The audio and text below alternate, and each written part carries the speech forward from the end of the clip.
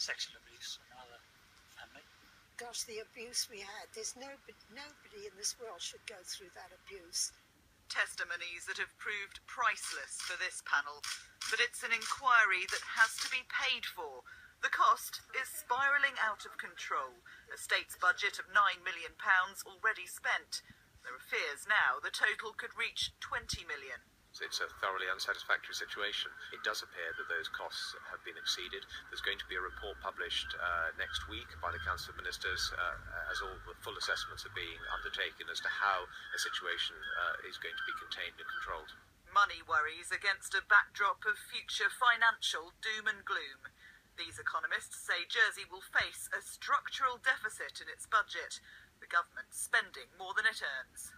To plug the gap, a tax hike could be on the cards. It may be that they should think about raising taxes further in the future. In fact, it's one of the things that will have to be raised, because if they're going to tackle the structural deficit further out, you've either got to cut expenditure or you've got to raise taxes, or preferably make the economy grow a bit quicker. Doing the weekly shop, most people have to be careful about what they spend. It depends on what they're earning. Likewise, the government should be careful too.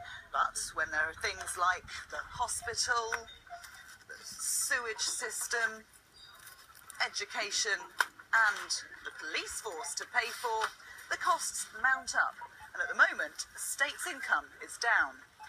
Last year, the then Treasury Minister revealed a drop in tax collected, a forecast shortfall of £90 million.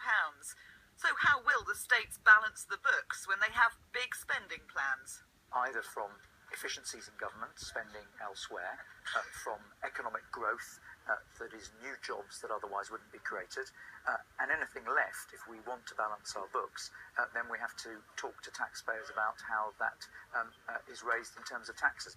It seems Jersey's finances are in a sickly state. So what can the government do? Well, they could make savings by putting things back on the shelf. They could raid the rainy day fund, the strategic reserve. They could borrow money, stick it on a credit card, or they could raise taxes.